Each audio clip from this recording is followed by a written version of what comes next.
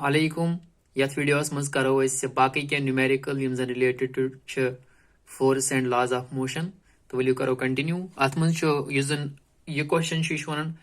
A 8,000 kg engine pulls a train of five wagons, each of 2,000 kg along a horizontal track.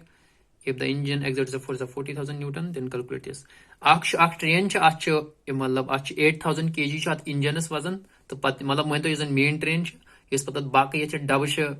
attached ach 5 dub attached हर कोई dub 2,000 kg वजन अगर ये engine च करन exert force 40,000 Newton बेश track yes ach opposite direction में frictional force सुकूता 5,000 Newton दबन तय करियो सा calculate the net accelerating force.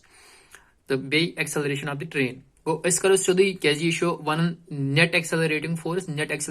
go मतलब इजन force यम से इजन train accelerate करना मतलब आच्छो इशू करन 40,000 Newton force act मगर आच्छो 5,000 Newton इजन force सुशो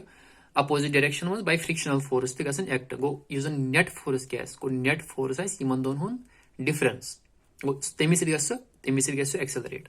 go इश थाउन याद इजन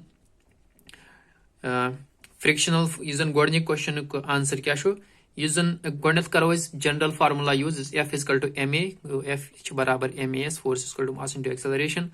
टोटल मास क्या शो एम साइरिस मतलब साइरिसी वनो साइरिसी ट्रेन हुन सो कोता शो अक्ष इंजन प्लस बाकी यम 5 वैगन छ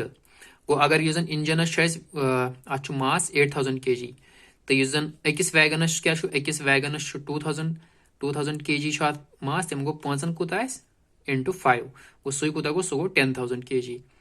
वो इज 10,000 kg गो टोटल क्या बन 10,000 plus 8,000 point 18,000 kg ऐसे सरसी ट्रेन मास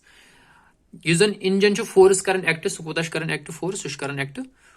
40,000 न्यूटन तो यूजन फ्रिक्शनल फोर्स छत अपोज करन सो कुदा सो 5,000 न्यूटन ते मतलब को यूजन नेट फोर्स आइस बराबर यमन दोन हुन डिफरेंस को नेट फोर्स कतने बराबर 40,000 minus 5,000 so go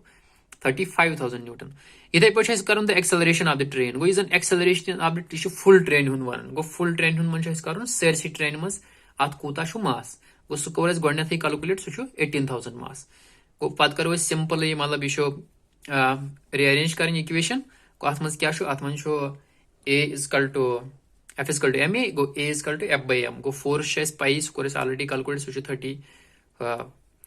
35,000 Newton divided by go 18,000 go I can need answer I need 1.94 meter square shot answer. Okay, इथे पट करो इस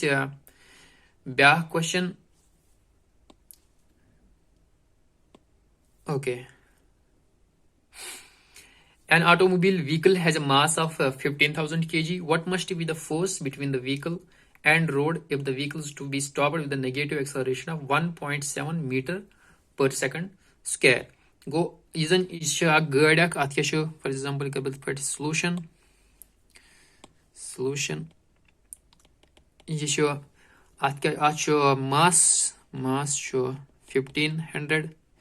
kg. What must be the force between the vehicle and the road if the vehicle is to be stopped with the next is an acceleration value is negative go acceleration to minus 1.7 meter per second square दपन तय वनियो सा be the force go अच्छा simply क्या करना simply शत करें force is equal to mass into acceleration go 1,500 into minus 1.7 go ये साथ answer नेरे example कर कोशिश 1500 सरबे 17/10 go ये थी गई कैंसिल go 150 into 17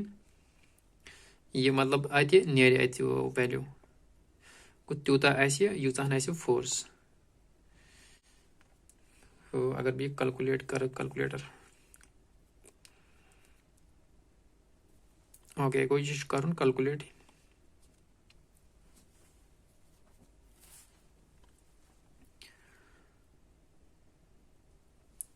फाइन करो इस ब्या क्वेश्चन ये शुरू गो अत मज क्या यह one horizontal force 200 Newton we wanted to move a wooden cabinet across the floor at a constant velocity. What is the friction force that will be exerted on the cabinet? Go अत मज क्या करुन यह conceptual question थोड़ा अत मन calculation इत पे कर वह अगर तो पाई अगर हसा कांस्टेंट वेलोसिटी सन कह ऑब्जेक्ट पक तमिक मतलब गो नेट फोर्स पे नेट फोर्स 0 गो यह मतलब यह बेसिक डेफिनेशन फर्स्ट लॉ तीस कालस ना अगर कह ऑब्जेक्ट मूव आस कर कांस्टेंट वेलोसिटी सन तम मतलब क्या गो तम मतलब गो सह रोज तिथे पे सह रोज कंटिन्यू तथ पोजिशन मज अस वुन यह कांस्टेंट वेलोसिटी वुन अत मतलब फ्रिक्शनल फोर्स क्या अपोजिट डायरेक्शन मज कर एक्ट गो युथी कांस्टेंट वेलोसिटी मतलब गो फोर्सेस बैलेंसड गो फोर्सेस ये बैलेंसड आसन अगर योर दिवन 200 न्यूटन और दिवन फ्रिक्शनल फोर्स